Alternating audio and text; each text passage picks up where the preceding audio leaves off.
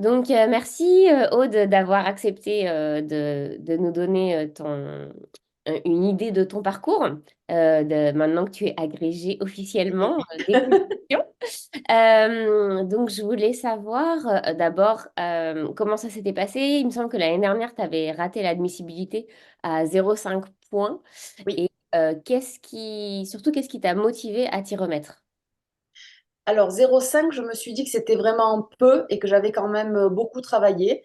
Et je savais que si je ne reprenais pas tout de suite, je ne m'y remettrais jamais et que j'allais perdre le bénéfice de tout ce que j'avais accumulé comme connaissances. Donc après avoir digéré un petit peu cet échec à 0,5, je me suis reprise pour ne pas perdre tout ce que j'avais appris et aller vers la réussite. Voilà. Mais ce qui est incroyable, c'est que finalement, cette année, tes notes des écrits, elles étaient pas meilleures, mais presque quasiment pareilles que celles de l'année dernière. J'ai pris 2 points. Ah, t'as pris 2 points. Ok. Parce que t'avais... Dans chaque matière, t'as pris 2 points? Non. J'ai perdu dans l'une et j'ai pris plus dans l'autre. Voilà, t'as perdu dans l'une, t'as pris dans l'autre. Donc, il n'y a vraiment pas de règle. Alors qu'on pourrait se dire, étant donné que j'ai 1 an d'expérience en plus, bah, je devrais augmenter dans les deux matières. Et en fait, il y a quand même ce côté, le jour J, le sujet, tout ça. Alors, en ayant parlé avec des collègues, on m'a dit que le sujet de cette année était plus accessible que celui de l'année dernière et que par conséquent, les notes avaient été plus nombreuses à être meilleures.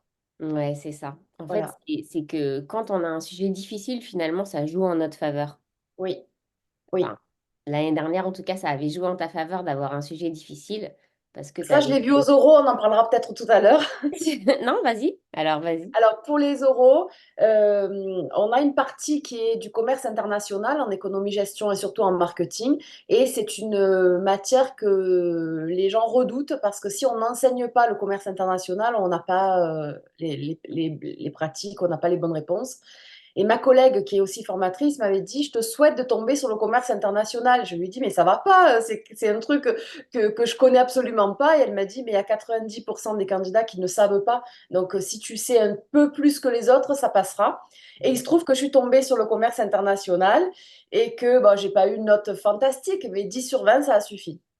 Ouais, et ça, c'est vraiment à retenir. C'est parce que je le dis tout le temps, mais si vous trouvez que le sujet est difficile, il est difficile pour tout le monde et c'est là que on peut sortir son épingle du jeu quand on a les bases un peu, enfin le minimum vital dans tous les domaines. Absolument. Je voulais savoir quoi d'autre. Alors, ouais, on va parler un petit peu de cette année. Euh, pourquoi est-ce qu'il y a un moment dans l'année où tu as failli abandonner? Alors, moins cette année que l'année dernière. Alors, pourquoi moins cette année? Parce que j'étais accompagnée, forcément. Mais il y a des périodes qui sont difficiles. Alors, on dit souvent que c'est lié avec comment dire, les saisons. Et c'est vrai que quand on arrive vers novembre-décembre, c'est Ouais. très difficile parce que il y a moins de lumière, parce qu'on part travailler, il fait nuit, parce qu'on rentre, il fait nuit, et on a le rythme qui ralentit un petit peu. Et malgré tout, comme les épreuves arrivent très vite fin janvier, il faut garder une activité soutenue. Mm. Et c'est vrai qu'on est tellement fatigué et on voit que le travail restant est tellement important qu'on est tenté de se dire, bon, ben, c'est bon, j'arrête, je vais pas arriver jusqu'au bout.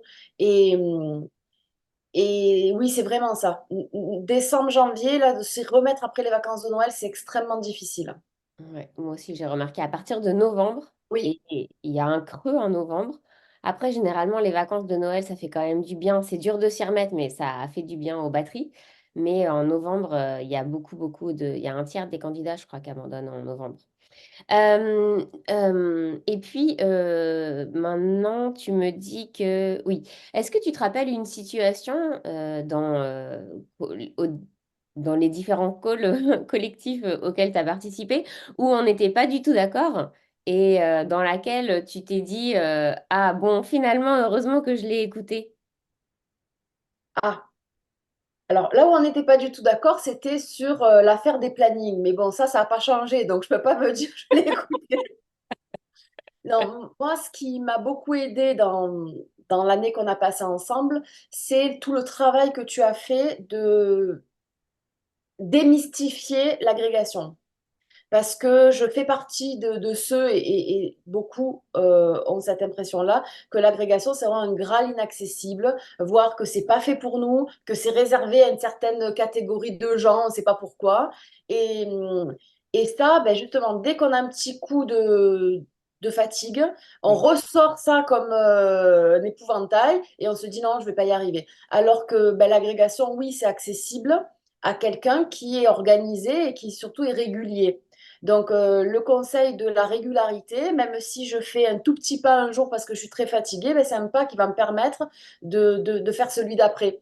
Et ne jamais s'arrêter, même si à certaines périodes, on est capable de faire moins, parce qu'on se rend compte qu'on progresse toujours, et c'est ça qui nous fait du bien. Donc, là où on n'était pas trop d'accord, enfin, où moi, j'étais pas d'accord, c'était j'avais l'impression qu'il fallait travailler beaucoup, beaucoup, beaucoup, tous les jours, tous les jours, tous les jours. Et j'ai accepté à un moment, et ça, il faut vraiment s'en rendre compte, il faut accepter de se dire, je vais aller à l'écrit ou je vais aller aux oraux en ne sachant pas tout. Ça, il Mm. faut l'accepter. Et je vais faire tous les jours un petit peu, parce que ce petit peu va me rassurer et va me permettre de continuer. C'est comme en randonnée. Moi, on m'a dit, si tu t'arrêtes, tu repars plus. Ben là, c'est exactement pareil. Il faut pas s'arrêter. Et, et j'étais pas du tout d'accord avec le fait que l'agrégation, je pouvais y arriver. Pour moi, je pouvais pas y arriver, mais comme je suis têtue, je me suis obstinée. Et voilà, démystifier ce concours, c'est accessible, c'est pas que pour les autres, et avec voilà, de l'organisation et un accompagnement, parce que moi, je n'ai pas de honte à le dire, j'aurais pas réussi sans l'accompagnement, ben, on y arrive.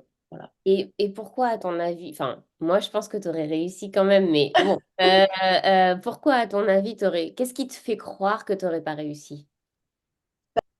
Ben, parce que moi, j'étais tout le temps dans la comparaison et à me dire que les autres sont meilleurs que moi, qu'ils vont mieux réussir, qu'à tel moment, parce qu'on en discute. Le fait est, c'est qu'on ne prend pas le programme par le même bout.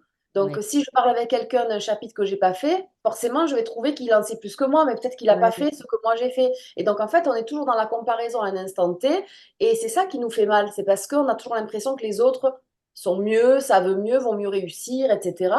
Et, et, et tout ça, ça m'aurait poussé à abandonner en pensant toujours que les autres sont mieux. Et ça, on a beaucoup travaillé aussi sur la comparaison, ne pas se comparer, la petite voix, etc. Oh, mon Et- pire ennemi, c'est moi-même. En fait, je me rends compte maintenant que c'est derrière moi que la difficulté, c'était pas le disciplinaire. La difficulté, c'était la gestion du stress, la méthode et tout ce qui n'est pas en fait de la discipline. c'est ce que je dis tout le temps, mais c'est vrai que pour quelqu'un qui vient de commencer ou qui vient de se pencher sur les textes de cadrage, est tellement submergé par tout ce qu'il peut y avoir à savoir Oui. que c'est difficile à croire quand on n'est pas déjà de l'autre côté de la barrière que en fait ce qui va être le plus gros obstacle, ça va pas être le savoir, mais ça va être toutes les compétences périphériques.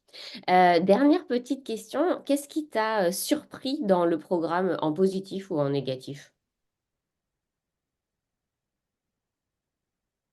Alors, ce qui m'a surpris, c'est qu'au départ, il y a des exercices à faire que j'avais commencé moi au mois d'avril. Oui. Et je trouvais que c'était un peu enfantin.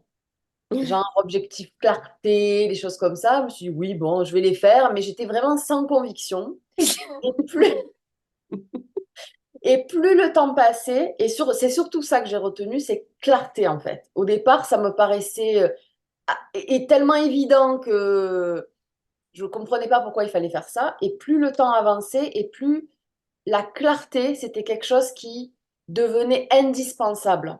Parce qu'on est tellement noyé justement sous le flot de tout ce qu'on doit apprendre que c'est très vite le brouillard. Et retrouver de la clarté, c'est le seul moyen de continuer à avancer en sachant où on va. Ouais. C'est marrant que tu me dises ça parce que je me rappelle de ton mail pour me dire, t'avais dit le même mot enfantin. Je sais plus exactement, c'était dans les premiers modules et t'avais dit oui, bon, oui, bon, j'ai fait des exercices, bon, d'accord. Exactement. Mais le terme, ce qui m'a le plus à la fois fait rire au début et qui m'a été le plus utile, c'est ça, c'est la clarté, l'objectif Ouais. clarté. Et on dit bien qu'il faut arriver à l'oral avec l'esprit clair, Ouais. pouvoir avoir le répondant nécessaire pour pouvoir affronter les questions. Alors, je ne veux pas faire peur au futur, au futur, mais c'est vrai que quand on arrive à l'oral, c'est le bout du chemin. On est épuisé par une année de révision, de stress, du travail pour ceux qui ne sont pas en congé formation.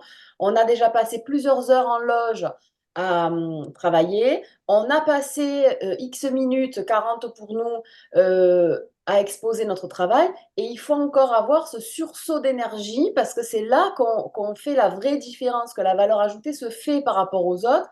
Et, euh, et là, il faut être clair d'esprit. Il faut être clair d'esprit et il faut avoir du répondant. Donc, Donc, clarté.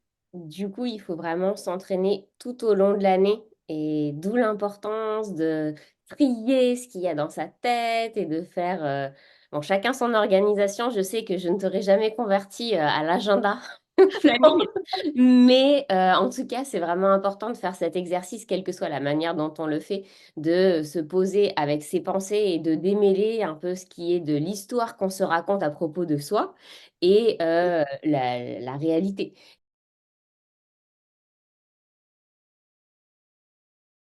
J'ai une collègue d'allemand qui avait loupé 2 fois l'agrégation, qui m'a dit qu'elle avait fait appel à un coach et qu'elle avait réussi grâce à ce coach. Donc, elle m'a conseillé de prendre quelqu'un. Donc, j'ai fait des recherches sur Internet et je suis tombée sur toi, Marie. Et ma première réaction a été de me dire, mais de toute façon, elle ne pourra rien pour moi puisqu'elle a agrégé d'anglais et moi éco-gestion, donc ça n'a rien à voir. Et en cherchant un petit peu sur le site, je me suis rendu compte que c'était une préparation qui n'était pas disciplinaire, mais qui était plutôt sur l'organisation. Donc après avoir fait un entretien en visio avec toi, je me suis dit, bon, très bien, je vais me lancer là-dedans. Et donc en fait, pendant cette année, il y avait des personnes qui préparaient évidemment l'agrégation d'anglais, d'espagnol, d'allemand, de lettres, d'histoire-géographie, de PS, Ouais. euh, L'été. SVT, éco-gestion. Donc vraiment toutes les disciplines. Et on avait tout un point commun en fait. C'est que la problématique vient pas de notre discipline, mais vient de nous-mêmes, de nos problématiques d'organisation, de nos problématiques de comment se positionner quand on est fatigué, quand on n'a plus le moral, quand on trouve que c'est dur, etc. Et en fait, ce coaching-là, il est tout sauf disciplinaire. Et c'est ça qui fait. Et puis la force du groupe aussi, on était très soudés. On avait sur le groupe WhatsApp, on se motivait. Parfois même, voilà, on a lié des amitiés. Et ça c'était formidable. C'était nécessaire. Donc ce coaching-là, pour ceux qui penseraient, qui ne font pas anglais, pour ceux qui penseraient qu'ils n'ont rien à faire là parce qu'ils ne préparent pas l'agrégation d'anglais, bien au contraire, bien au contraire. Et avoir justement les avis et les ressentis de personnes qui ne préparent pas la même agrégation que nous est très important parce qu'on se rend compte qu'il y a beaucoup de points communs. Ah oui, c'est fou. Bah Oui. oui, c'est fait pour. Tu as tout dit. Qu'est-ce que tu as découvert ou bien confirmé comme croyance à propos de toi en préparant l'agrégation? Ah, euh, c'est une question extrêmement pertinente et je pense que l'agrégation, c'est avant tout la découverte de soi-même. Comme on dit, connais-toi toi-même et tu connaîtras l'univers. C'est Mm. vrai. Il faut savoir ce qu'on est et sur quoi on peut compter, sur quoi on peut se faire confiance. Et ben, je reviens sur le planning, par exemple. Moi, j'ai jamais fait ça de ma vie. J'ai jamais, jamais, jamais planifié un travail parce que j'ai une espèce comment dire, de planning dans ma tête qui sait combien de temps je vais mettre à faire telle ou telle chose et je me suis jamais trouvée débordée. Et faire ce planning-là, pour moi, c'était vraiment une contrainte extrêmement importante que j'ai essayé 2 fois, ça n'a pas marché, bon voilà. Mais par contre, je sais que je peux me faire confiance sur l'organisation un peu ad hoc que je mets en place par moi-même, que c'est efficace et que je peux me fier à moi-même. Et ça, c'est extrêmement important parce qu'aujourd'hui, je sais que je peux me faire confiance. Hmm. Bon, bah c'est super. Donc je te fais confiance pour apprendre l'anglais. Notre prochaine interview sera in English. Oui, yes, of course. Yes, of course. Ok, est-ce que tu as un dernier conseil à donner, quelque chose que tu voudrais partager? Je sais pas moi, soit ça peut être une astuce ou je sais pas, un petit mot de la fin. Euh, alors, je voudrais pas que ça desserve les futurs candidats, mais la chose la plus importante, c'est il ne faut pas tout savoir pour être agrégé. Il y a une grande partie de méthode et de comprendre ce qu'on attend. Le fameux moule à cake ou moule à tarte, moule à ce que vous voulez. C'est pas se dire il faut rentrer dans le moule. Encore, il faut savoir quelle est sa forme et quels sont réellement les attendus. Mm. Moi, je me suis vraiment rendu compte que j'ai réussi l'agrégation en sachant peut-être 10 fois moins que certains qui ont échoué. J'ai ma collègue avec qui j'ai travaillé, elle était en congé formation l'année dernière, elle a fait une formation de haut niveau, elle le sait, mais 10 fois plus de choses que moi, et pourtant, elle n'a pas réussi. Alors, est-ce que... Il y a quelque chose, un jour, on a fait un exercice ensemble, juste avant, quelques semaines avant les écrits, où j'étais perdue, je savais plus trop où j'en étais dans mon avancement. Et en fait, on a repris chaque matière et chaque chapitre, et on a estimé à combien de pourcents je savais tel ou tel chapitre. Ah oui, c'est moi qui t'ai fait faire ça.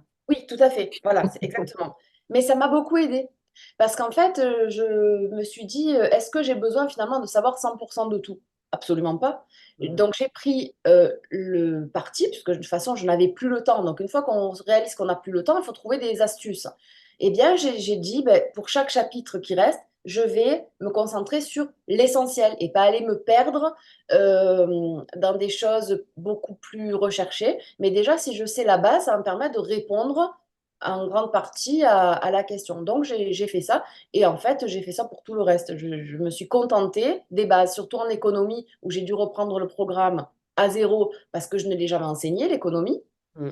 Et donc, en un mois pile, ben, j'ai réussi quand même un oral d'économie, Mm. d'agrégation. Mhm. Donc ça, Voilà. c'est une belle leçon pour tous ceux qui vont regarder cette petite vidéo.